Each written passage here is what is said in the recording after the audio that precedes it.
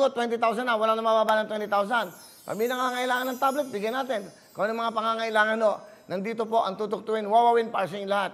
Tatandaan nyo po, lahat ng ito ay para sa inyo. Magpapasko, gusto namin, kahit ang pinagdadaanan tayo, may pandemya, may COVID na yan, maraming problema. Tapos dumarating pa itong mga, kaya nga tinatawag na natin, hindi natin kailangan sa buhay natin ito, pero kailangan natin harapin yung mga bagyong dumarating na yan.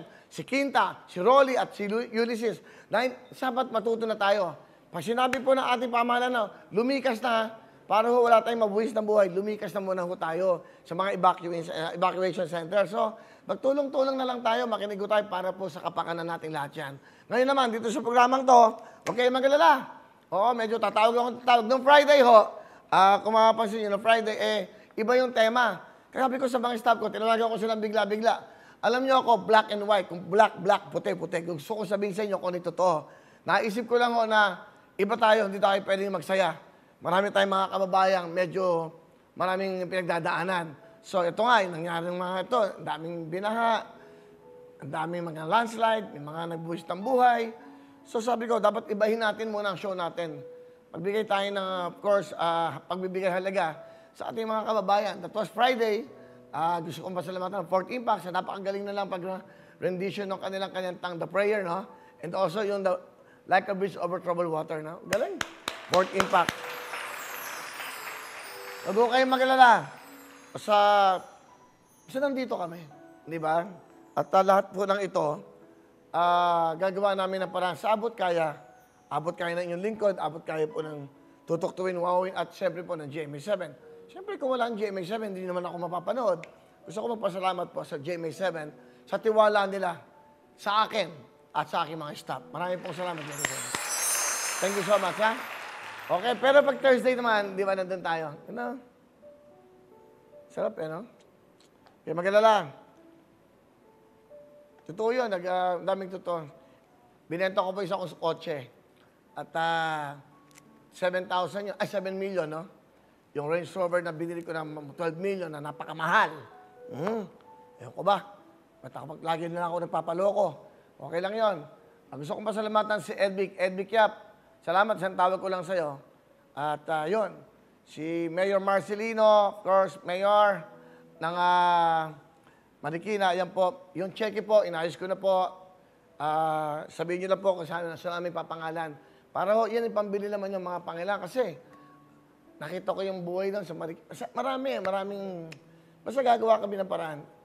Pasensya na kayo, medyo daan-daan lang, medyo inaayos ko pa yung budget namin. Actually, budget ko to pera ko to. So, kahit pa paano, nasimulan natin ito sa mga jeepney drivers, sa Catanduanes, and then at Marikina, saka Montalban. Ano pa yung worst na talagang tinamaan? Isabela, no? Cagayan, no? Talagang ano, no? Sige, pag may pagkakataon na makapunta ako dyan, total pwede naman akong lumipad dyan, kamustahin kayo, titignan ko, kakamustahin ko din, no? Okay, magalala. Tutulungan ko ang ating gobyerno. Ito ang panahon na hindi nyo sisihin ang gobyerno. Itong panahon na tulungan natin ang ating gobyerno. Dahil ang gobyerno, tayong lahat. Ang mga tao ang gobyerno. Sama-sama tayo. Di ba? Sa totoo lang, hindi ako nagmamagaling na wala akong balak ka ano posisyon o ano. Hindi ko nasa isip yan. Napakahirap na meron kang katungkulan sa gobyerno. Dahil bawat galaw mo, papansinin ka. Mas maganda na yung ganito po, ha? Kaligayahan ko to, Kaligayahan namin to. So, okay, magalala. Lahat po ng ito, gagawin namin sa abot kaya namin. Hindi ako nagmamagaling, hindi ako nagmamalis, hindi ako nagyayabang. Hindi, gusto ko, totoo lahat ang sasabihin ko at gusto ko nalalaman nyo. Bakit kailangan ko ito ipagpasikat? Kanino ko ibibigay yung pera? Sino kakausapin ko? Hindi ba? Bakit hindi? Bibigay ko lang yung 5 milyon kung kanino? Hindi pwede yun. Mahuhuli ako. May COVID. Kailangan may social distancing. Kaya may tatama na. Yung proper, yung tama kung saan natin dapat ibigay. Sa mga namumuno ng local government. Okay. At okay, magalat. Mayroon pa tayong mga kaibigan na tumutulong. Hindi lang ako to. Tutok na kayo. Dahil, basta pasalamatan nyo lang ho ang GMA at ang Tutok Tuwin. Kahit hindi ako, ang programang ito para sa inyo. Totoo yun, sabi ko sa inyo, di ba? May meeting kami Direct Bobot. Ito, ipapagpagin natin. Kasi ngayon, iba ang brainstorming namin di ba? Balik ko na yung pera kahon. Diba? Tatawag na lang ako. Ito, wala itong mga raffle, no? Wala. Basta kung sino lang ako matsyempohan kung tawagan, sa comments nyo, mag-YouTube kayo o Facebook, dadagdagan nyo, magpepera ba yung tayo araw-araw? Diba? Hanggat kaya natin, diba? Hanggang Pasko na to. Hanggang birthday ko na to. Ha? At kinakausap ko na ulit, of course, si former Senator Manny Villar, maibalik yung ating mga sponsors. Ha? Bria and Lisandra, no? House lot, pamigay tayo. Bigyan tayong 3 bahay. Bigay natin. Di ba? Okay? Alright. Di ba?